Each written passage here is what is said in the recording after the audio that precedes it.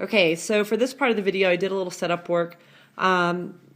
Reading the problem, I know that I need to be using the really long formula because of the compounding, quarterly, monthly, and daily. But if you read the problem, you're going to see that you're investing $2,200 at an interest rate of 3%. There's your decimal for 6 years, and quarterly or monthly or daily. So the formula is going to be the same.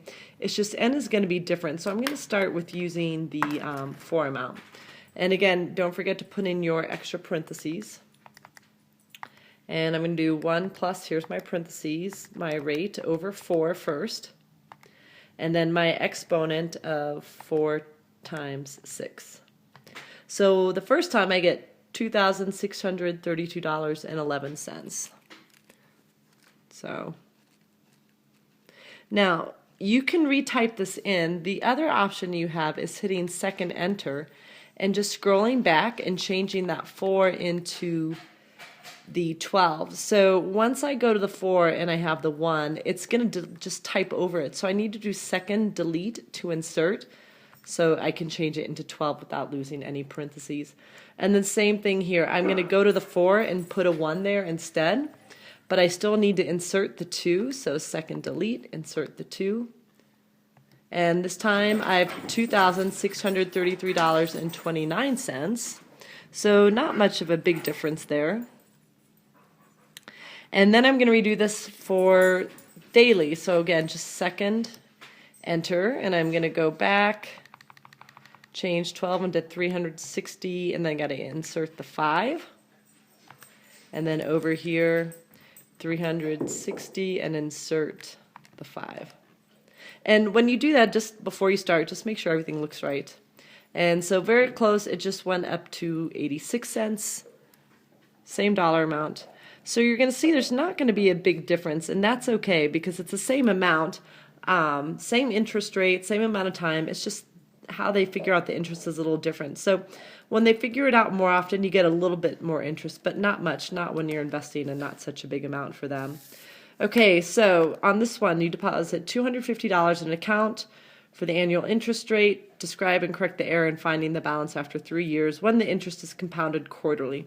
So what I noticed is that they did not, and I've seen a couple of you guys do this, so this was a good one to point out.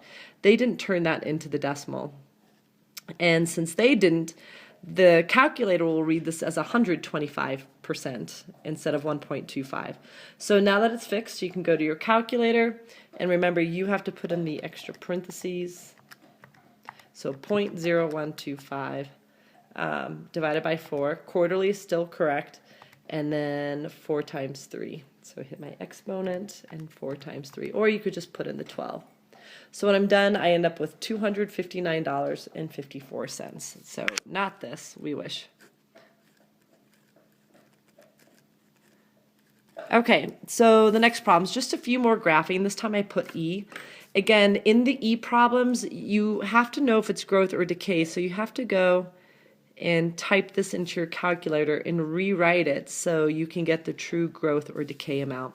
So when I take E, second ln, to the 0.4 power, I get 1.49. So it's 2 and then 1.49 to the t power. So it's growth.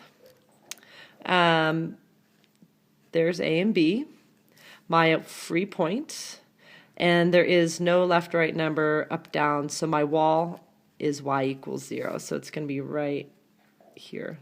It's kind of hard to see. And then my free, or my 3 points, so there's my free point, and it's growth, so I'll use 1 and 2, and this time I'll just use this one to type it in. So first I'm going to do 2 and 1.49 to the first power. And if you change it into 1.5, I guess that's fine. So 2.98. And then I'm going to hit second enter, and I'm going to change it from the first power to the second power.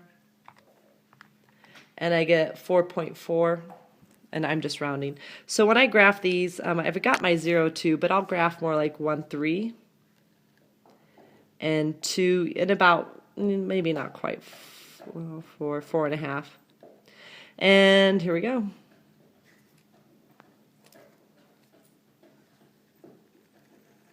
So there's number 3. So number 4, again, I'm going to hit second ln. I'm going to do e to the negative 0.25 power. And when I'm done, I see that it's really, so my a is 1, if you want to put something there, 0.79 t power. So this is decay. There's my free point. There is no left-right number or up-down. Your wall, again, is at 0. And your t-chart, so I'll put it down here. So this time I'll just put this. So we get our free point of 1, and if you put in the first power, the second power, you're just going to end up with 0.79. And then 0.79 to the second power, maybe you're going to use 0.8. You get about 0.62. So I have 0, 1. Oops, sorry, I just made my own mistake. Sorry, you should be using the negative numbers there, so I take that back. So that is not correct. Hold on. So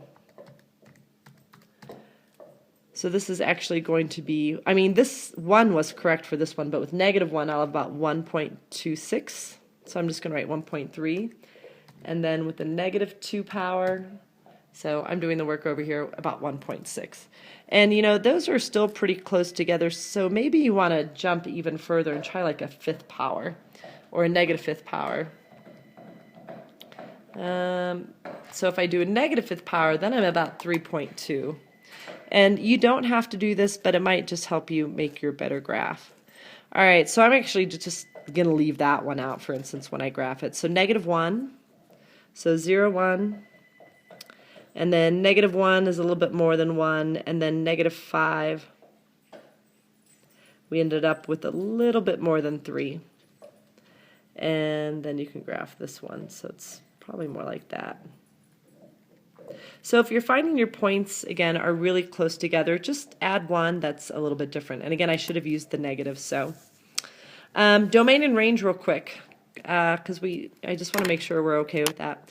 So domain, again, always the same, negative infinity to infinity on all your graphs.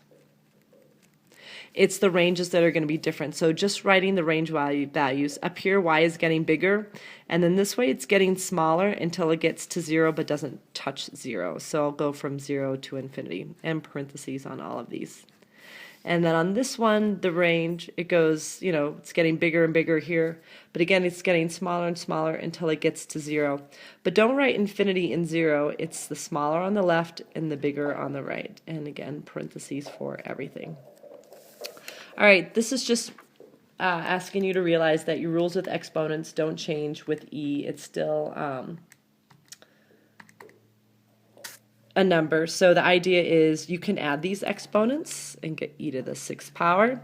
Here, if you want to organize it, you could put your 2 and 3 together and then your e's together. I don't know why I drew that, but 2 times 3 is 6, and then add your exponents and you get the 6th power. So here, again, you can just separate it. Look at this as 5/10, that's 1/2. And then when your exponents are like this, you subtract them, you get negative 3, which says your answer should go on the bottom. And it should, because you have more e's on the bottom anyway. With parentheses, distribute in. So that 3 has an exponent, so it becomes 3 squared, which is 9. And then e to the 4x. Oops. And then on this one, again, 12 over 8, just take a 4 out and you get 3 over 2. And then subtract the exponents and you get 2, and it should end up on the top, which should be there because there's more e's there anyway. On this one, we're just going to make a factor tree of 32. So when you are done with your factor tree of 32, what you're going to end up with is 2 to the 5th power. And then you can make your perfect and your not perfect. And of these 2's, 4 are perfect, 1's not, and all of the e's are perfect. And then the 2 and the e can come out. 2 goes into 4 2 times. 2 goes into 10x 5x times.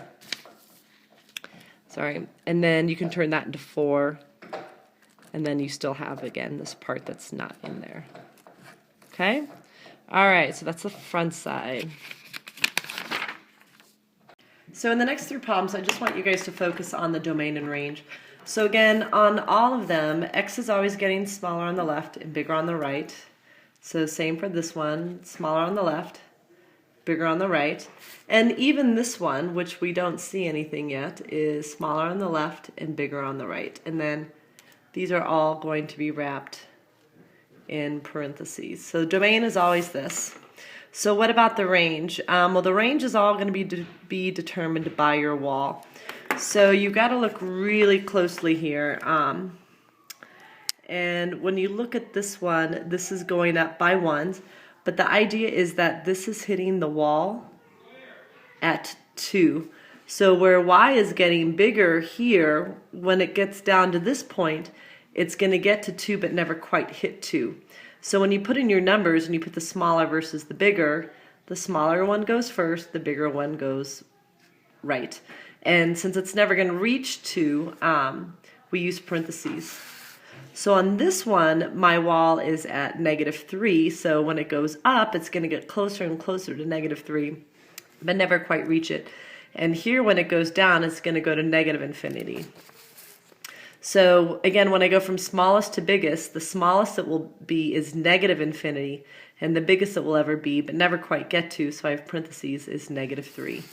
So on this one, what I want you guys to realize is that you, even without the graph, you can figure this out. So this is growth because b is 2, okay? But we're going to have a wall at 3. Whoops, that's supposed to be my wall. So again, over here, this is just y. Y is getting bigger. But as it goes down, it's going to get closer and closer to this wall of 3, but never quite reach it. So when I go for my range, the smallest the wall will ever be is 3, and the biggest it will get to is infinity. Okay? So if you know what b is and can figure out the shape, you know, growth or decay, or maybe even flips like this one, then you can have, in your wall, you can figure out your range. Okay, next problem. So this time you're going to write the function g of x that applies to the following transformations of f of x. And this is f of x right now. So we're going to be adding a, h, and k. Maybe all 3, maybe just a couple of them. So first it's going to stretch by a factor of 3. That's my a. And it's going to shift to the right 2. Okay, so that's going to be my h. So it goes a, and then my original problem, and then x. So when it goes right 2, that means there's a set of parentheses that will make, once I make this 0, I get 2 to go right 2. So it's x minus 2. And then that's it. There is no up-down number. And then I'll put g of x. So what's the range of your new function? Again, just going with this. This is growth. And the wall is at 0. So the biggest it gets is infinity. The wall is at 0. So I would go from 0 to infinity. So on this one, I want to flip across the x-axis. So that's like a negative a. So I'm going to put a -1 for a. And then it shifts down 5. So that's my k. So I'll put g of x this time. And a is now going to be -1 to make it flip. And then I still have the 4. There is no left-right number. And then this is making it go down 5. So normally this is growth. But this is going to be growth flipped. And I have a wall at -5. So that means as it gets bigger, the closest it's ever going to get to is at -5. And when it goes this way, it's going to get smaller and smaller and smaller. So when I go for the range, the smallest is the -infinity, and the bigger is the -5. All right, the next one. So on this problem, what we're going to do is, this is the graphing calculator. So we got this data at the right, and it shows the cooling temperature for coffee after it's been brewed. And the brewing pot temperature is approximately 180 degrees. So first we're going to write the exponential equation of best fit. So again, hopefully at this point this has become pretty simple for you with enough practice. So I just press the stat button. I'll do it again. And I'm going to stay on edit. I'm going to clear out these lists. So clear, enter. Go over to L1, clear, enter.